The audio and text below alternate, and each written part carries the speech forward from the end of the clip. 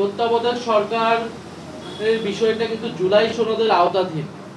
সে বিষয়ে ঐকমত্য কমিশনে আলোচনা হয়েছে তত্ত্বাবধায়ক সরকার কিভাবে গঠিত হবে এবং কোন প্রক্রিয়ায় গঠিত হবে, সেখানে নোট অফ ডিসেন্টের বিষয়টা আছে। ফলে তত্ত্বাবধায়ক সরকার জুলাই সনদে আসবে, গণভোটের পরে এই বিষয়ে আসলে চূড়ান্ত হওয়া সম্ভব। এর আগে তত্ত্বাবধায়ক সরকার যাওয়ার কোনো ধরনের আসলে সুযোগ নেই। ফলে এই কথা যদি বলে থাকে যারা, তাদের কোনো ধরনের দুরভিসন্ধি রয়েছে।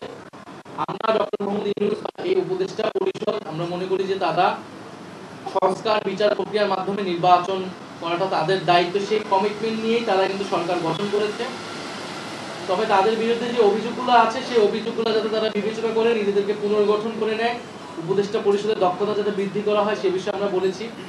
ছাত্র উপদেষ্টাদের বিষয়ে যেটা বারবার বলা হয়, তারা কোনো দলের প্রতিনিধি হিসেবে কিন্তু সরকারে নেই, গণ অভ্যুত্থানের প্রতিনিধি হিসেবে সরকারে রয়েছে।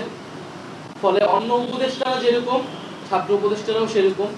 ছাত্র উপদেষ্টাকে যদি কোনো নির্দিষ্ট দলের প্রতিনিধি বা সংশ্লিষ্টতা হিসেবে দেখা হয়, অন্য অনেক উপদেষ্টাদেরও বিভিন্ন দলের সাথে সংশ্লিষ্টতা রয়েছে, রাজনৈতিক সাবেক ব্যাকগ্রাউন্ড রয়েছে। ফলে সেই বিষয়গুলোও সরকারকে বিবেচনা করতে হবে, কারণ সরকার যখন গঠিত হয়েছিল বিভিন্ন দলের রেফারেন্সে কিন্তু এই উপদেষ্টা পরিষদ গঠিত হয়েছে এবং তারা এই সরকারে ঠাঁই পেয়েছে। ফলে উপদেষ্টা পরিষদ পুনর্গঠন করতে হলে শুধু ছাত্র উপদেষ্টা নয়, অন্য যে উপদেষ্টাগুলো রয়েছে, আমরা প্রধান উপদেষ্টার কাছে সেই নামগুলো আমরা বলেছি যে কারা কারা কোন কোন দলের সাথে সংশ্লিষ্টতা রয়েছে বা প্রশাসনের ভাগবাটোয়ারার সাথে জড়িত আছে।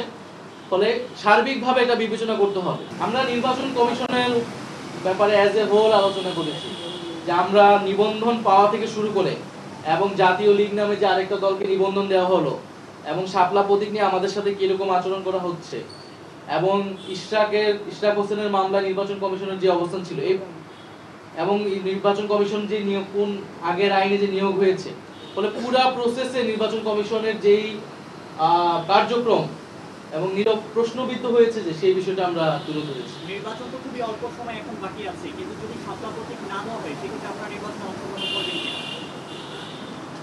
আমাদের যদি প্রতীক না থাকে তাহলে তো আমাদের পক্ষে নির্বাচন কমিশনে নির্বাচনে অংশগ্রহণ করা সম্ভব হবে না। আর অন্য কোনো প্রতীক তো আমরা নিব না, সেটা আমরা বলেছি।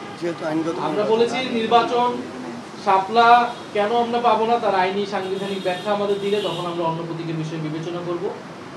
তার আগ পর্যন্ত সেটা যদি নির্বাচন কমিশন না দেয়, তার মানে সেটা শুধু প্রতীকের ইস্যু না, এটা নির্বাচন কমিশনের নিরপেক্ষতার প্রশ্ন, নির্বাচন কমিশন ন্যায় বিচার করছে কিনা একটা দলের সাথে সেটার প্রশ্ন। ফলে যে নির্বাচন কমিশন আমাদের নিবন্ধন এবং প্রতীক বিষয়ে আমাদের সাথে ন্যায় বিচার করে না, তার অধীনে নির্বাচনে গিয়ে আমরা নিরপেক্ষতা এবং ন্যায় বিচার পাবো, সঠিক ফলাফল পাবো, সেটাও তো আমরা বিশ্বাস করতে পারছি না।